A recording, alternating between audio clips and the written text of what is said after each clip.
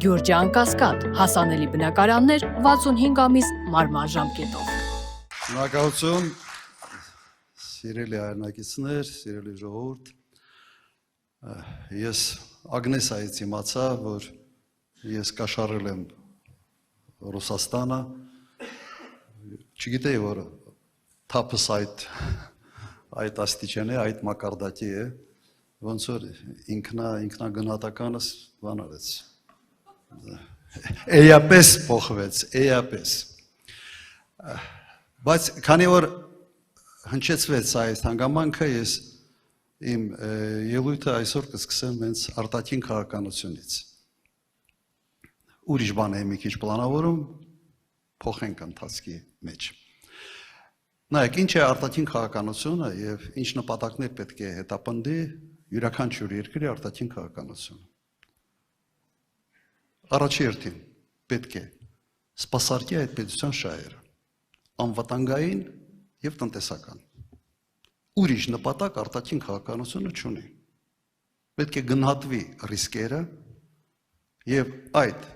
արտաքին քաղաքականությամբ, դիվանագիտությամբ, շփումներով տարբեր երկրների հետ, նախապատվություն տալով այն երկրները, որոնք ավելի կարևոր են կամ ավելի քիչ կարևոր են, հասկանալ հետեւյալը եւ առաջ մղել հետեւյալը։ Եթե կան ռիսկեր, ոնց է այդ ռիսկերը չեզոքացնում եւ քո անվտանգությունը ամրացնելու համար դու բարեկամներ ես ձեռք բերում։ Սա է արտաքին քաղաքականության բաղադրիչներից մեկը։ Երկրորդը տնտեսականը։ Երկիրը պետք է գնահատի ինչ ուղղություններով ավելի շահեկան կլինի այդ հարաբերությունները այլ երկրների հետ եւ զարգացնի այդ ուղղությունը։ Շատ պարզ է։ Մեկ սիրում են, չէ, ինչ որ բարդացնել, իբրև ինչ որ բարդ process-ներ են, բարդ չի։ Շատ պարզ խնդիրներ են։ Բայց տվյալ դեպքում ինչ անում այս իշխանությունը։ Այս տարածաշրջանում մի քանի 100 տարի մրցել են իրար հետ Իրանը, Թուրքիան եւ Ռուսաստանը։ Չէ, այսպես է եղել։ Եվ Ռուսաստանը միակ երկիրն է, որը կարող է հակակշռել Թուրքիայի ազդեցությունը այս տարածաշրջանի վրա։ Եվ ինչ պիտի անի արտաքին քաղաքականությունը Հայաստանի Հանրապետության, բալանսավորել այդ ուժերի ներկայությունը այստեղ, զսպել Թուրքիայի ազդեցությունը այս տարածաշրջանի վրա, իսկ դա այլ կերպ, քան Ռուսաստանի հետ ուղղակի չես կարող անել, որովհետև չկա այս երկրագնդի վրա այլ երկիր, որը կարող է հակակշռել։ Ինչ է անում այս իշխանությունը, ամեն ինչ անում է Ռուսաստանի հետ հարաբերությունները փչացնելու համար։ Ամեն ինչ։ Բայց Ռուսաստանը ոչ միայն անվտանգային առումով հավասարակշռող պետություն է, ուժ է։ Ռուսաստանը նաև տնտեսական առումով մեր հիմնական գործընկերն է։ Կրկնեմ այս միտքը։ Հայաստանի Հանրապետության բնակչության 80%-ի բարեկեցությունը զգալիորեն կախված է Ռուսաստանի հետ տնտեսական հարաբերություններից։ Հասկանում, սա փաստ է։ Եվ չես կարող դու ուղղակի այս փաստից փախնել, ինչ ուզում ես արա։ Ինչ է անում այս իշխանությունը, հետևողականորեն վատթարեցնում է իր հարաբերությունները Ռուսաստանի հետ։ Ես չեմ հիշում երբևէ անկախությունը ձեռք բերելու օրից, որ Ռուսաստանի պաշտոնյաները այսպիսի կոշտ հայտարարություններ անեին Հայաստանի նկատմամբ։ Չի եղել այդպիսի բան։ Անվտանգության խորհրդի քարտուղար, տեղակալ, նախագահի հանդիպումը Փաշինյանի հետ վերջերս որ եղա Մոսկվայում, ուղղակի ասում են դիվանագիտական լեզվով սկզբից, հիմա ոչ դիվանագիտական լեզվով, ասում են խելքներդ հավաքեք, դուք պրոբլեմներ եք ունենալու, մի արեք։ Եվ եթե հետևում եք իմ հարցազրույցներից, ես մոտ 2-3 ամիս է ասում եմ մի արեք, փորձանք եք բերում մեր ժողովրդի գլխին։ Գինը դուք չեք տալու, գինը տալու է մեր ժողովուրդ։ Մի պարզ օրինակ։ Լավ, Զելենսկին պարտադիր պետք է գար եւ Հայաստանի Հանրապետությունից այդպիսի հայտարարություններ աներ Ռուսաստանի վերաբերյալ։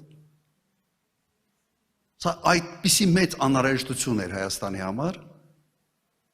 Այն մարդը իր սեփական երկիրը ավիրեց, ուղղակի ավիրեց սեփական երկիրը։ Եվ ամենից հետաքրքիրը Ռուսաստանի կոշտ արձագանքից հետո թվում էր, թե այս իշխանությունը պետք է մի քիչ հետ քաշվի, հետ չեն քաշվում։ Հայտարարություններ են անում, որ մենք ուզում ենք լավ հարաբերություններ ունենալ Ռուսաստանի հետ, հայտարարություններից հետո անմիջապես քայլեր են անում ճիշտ հակառակ ուղղությամբ։ Օրինակ վերջերս եկավ Լիտվայի նախագահը եւ Հայաստանում ստորագրվեց ռազմավարական գործընկերության համաձայնագիր Լիտվայի հետ։ Ես Լիտվայի դեմ ոչինչ չունեմ։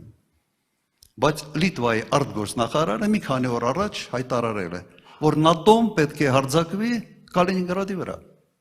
Կալինինգրադը Ռուսաստանի տարածք է։ Դու չես կարող իսկապես երկու աթոռի վրա նստել, չի լինի։ Ուրեմն դուք պետք է համադրեք, եթե ձեզ համար Լիտվայի հետ հարաբերությունները այդքան կարևոր է, Ռուսաստանից ավելի կարևոր է, գնացեք ձեր լոլիկը, վարոնգը մեր գյուղացիներին, ծաղիկները, բանը ծախեք Լիտվային։ Մոտ 2-8 միլիոն բնակչություն է եւ 20,000-անոց բանակ։ Եվ թող Լիտվան դառնա նաեւ անվտանգային հակակշռող ինչ-որ մի պետություն հարավային Կովկասում։ Լուրջ այդպես եք մտածում։ Ինչի է բզում անընդհատ բզում։ Աշխարհում կա 3 գերպետություն։ Միացյալ Նահանգներ, Չինաստան, հիմա հավասար հարթությունների վրա են, մի քիչ ավելի զիջող Ռուսաստանը։ Ինչի է մեր գլխին փորձանք բերում։ Եվ մի քանի ամիս է անընդհատ դրա մասին խոսում ենք։ Եվ արդեն հետևանքները կան, որովհետև դուք գիտեք, ռուսները հետով շփվել է, համբերատար կսպասեն, բայց որ կջայնանան, պրոբլեմ եք ունենալ։ Հիմա ասում են պարզմա, որ ոչ թե իրենք են այս բզելով հաստրել այն վիճակին, որ լարսում արդեն խնդիրներ ունեն։ Պարզմա մենք ենք ընդդիմությունն է դա արել։ Ու կաշառքով։ Ընդդիմությունը գիշեր ցերեկ Ժորժ ջան, ասում եք, զգուշացնում եք, ասում եք մի արեք, ասում այդ երկիրս լավ գիտե։ Տողերի արանքով եմ կարդում, չի կարելի, պարզմա մենք ենք մեր յուղացիների համար պրոբլեմներ ստեղծ։ Մենք այդ պրոբլեմները լուծելու ենք։ Հունիսի 7-ից հետո, հունիսի 8-ից այդ բոլոր հարցերի լուծումը տալու ենք, շատ կտրուկ։ Ամբողջ աշխարհում հետևյալն են, մեծ պետությունները ինչ են անում։ Տարբեր առևտրային ռեժիմներ են սահմանում տարբեր երկրների հետ, կապված թե ինչ կարգի հարաբերություններ ունեն այդ երկրի հետ։ Եթե երկիրը բարեկամ երկիր են համարում, մոտիկ են համարում, արտոնյալ պայմաններ են ստեղծում։ Եթե երկիրը ավելի մոտիկ չեն համարում կամ բարեկամական չեն համարում, ռեժիմները ուրիշ են։ Նայեք Միացյալ Նահանգները ինչ անում։ Եթե թշնամական երկիր են համարում, ապա լրիվ սանկցիաների տակ են դնում, ամեն ինչ արգելում են։ Ուղղակի այսպես է աշխատում առևտուրը ընդհանրապես աշխարհում, միջազգային առևտուր, ուրիշ մեխանիզմ այստեղ չկա։ Հիմա դու տանում ես արտաքին քաղաքականություն, որը հակառակ ուղղությամբ է քո տնտեսական շահերին։ Ոչ մի երկիր Ժորժ ջան, այդպես ուղղակի չի վարվում։ Ոնց որ կենցաղում քո գործատու ում հետ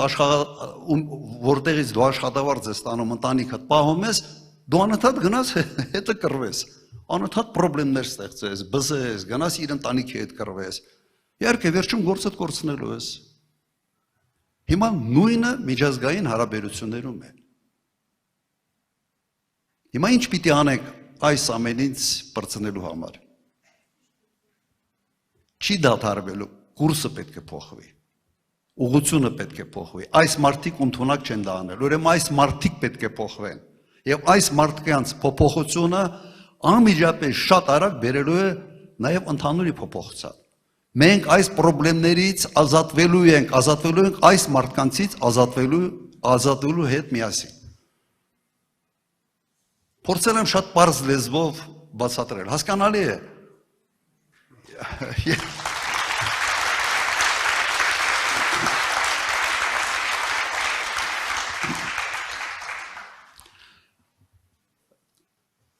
Ժորժ ջան, ես այստեղ գալուց մեքենայով մի բան եմ նկատել եւ տարբերությունը մի քանի տարվա եւ հիմիկվա մեկ պարսկական մեքենա չեմ տեսել, ֆուր մեծ չեմ տեսել, չգիտեմ։ Ենթադրում եմ, որ նաեւ այն խնդիրները, որը Պարսկաստանում են, երևի այդ խնդիրների պատճառով, չէ՞։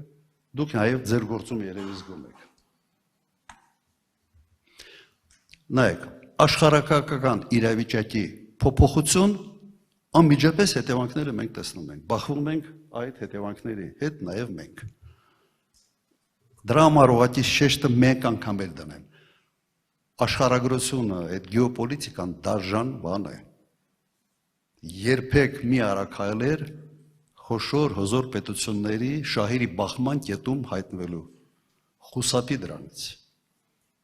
Խուսափի, որովհետև գլխացավանքը մեծը լինելու։ Հիմա տեղական հարցերի վերաբերյալ մենք նաև հրայրի հետ քննարկել ենք կան, ինչքան գիտեմ, տարածվում են լուրեր, թե հենց մենք գանք, ինչքան ծրագրեր կա, սա կանգնացնելու ենք, ոչինչ բան չի շարունակվելու, տների շինարարության համար գումարները ինչ որ տրամադրում, ծրագրեր եւ այլն։ Նայեք, մենք այն քաղաքական ուժը չեն եւ ես այն մարդը չեմ, որ գամ կանգնեմ, ասեմ, ես իմ զրոյական կետից եմ սկսում։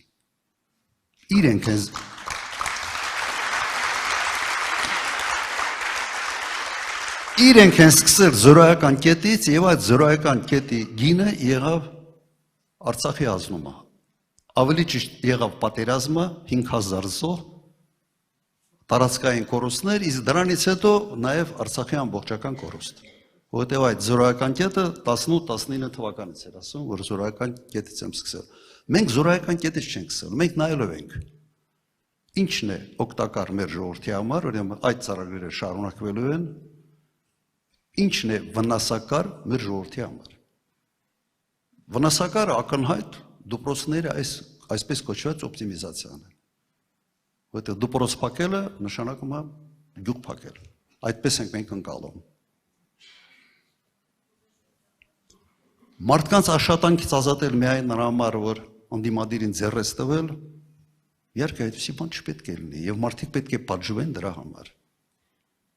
Եթե կա ծրագիր, որը աշխատում է, սկսել է աշխատել, թերություններով, ուրեմն այդ թերություններն եք շտկելու։ Եթե խոսքը գնում է բժշկական ապահովագրության մասին, դա մենք վաղուց ենք ասում, որ դա պետք է։ Հիմա իրենք նախընտրական նպատակների համար դա արեցին, մենք դա բարելավելու ենք, որ նաև բժիշկները դժգոհ չլինեն, որովհետև բժիշկների մի զգալի մասը այդ ծրագրից դժգոհ են։ Իրենց հաշվին է ինչ որտեղ։ Ուրեմն այս խնդիրն ենք լուծելու, բարելավելու ենք։ Եթե կան այլ ծրագրեր, եւս այն ծրագիրը, որը ժողովրդի շահերից է բխում, շարունակվելու է, բարելավվելու է, որովհետև մենք ինչ էլ սրանք անեն, մեկը այդ արհեստավարժությունը չունեն, մակերեսային մարդիկ են, անգրադետ են, իրենց ասելով տգետ են ինքնահռչակ։ Մենք այդ ամենը շատ ավելի լավ ենք անելու, գումարած այն ամենը, ինչ մենք խոստանում ենք։ Մեր մոտեցումն է սա, մենք չենք գալիս քանդելու, քանդողը սրանք են։ Մենք գալիս ենք կառուցելու, ժողովուրդ ջան, կառուցել։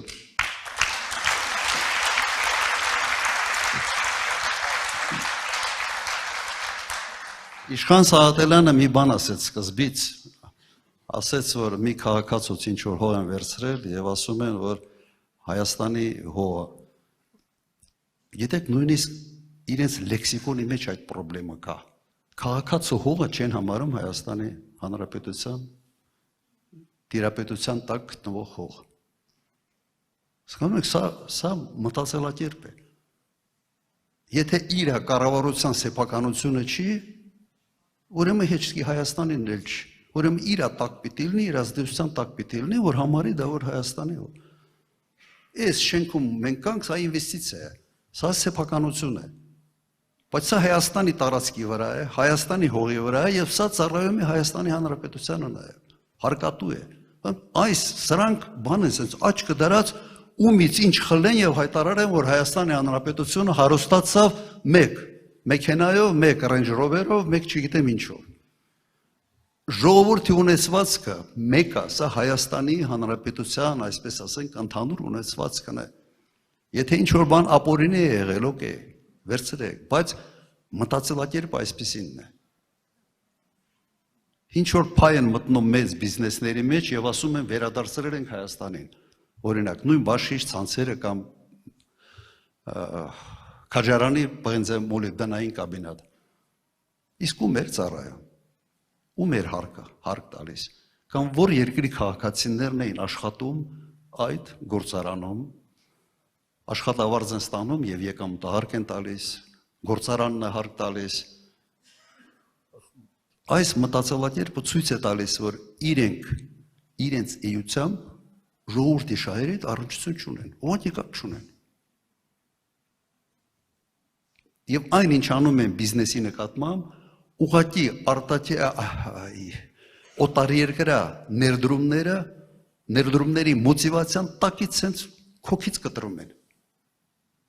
Քոքից կտրում են եւ պատճառը դա է, օրինակ վերջի 1 տարվա ընթացքում օտարերկրյա ներդրում Հայաստանում չկա։ Իսկ սա նշանակում է երկարատև առումով լրջագույն խնդրեմ տնտեսության համար։ Այս այս քայլերը վերանայվելու են։ Մի կասկածեք։ Եվ այդ վերանայող ուժը Հայաստան դաշինքն է։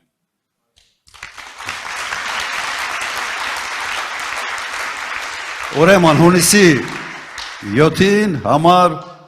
17, հունիսի 7 համար 17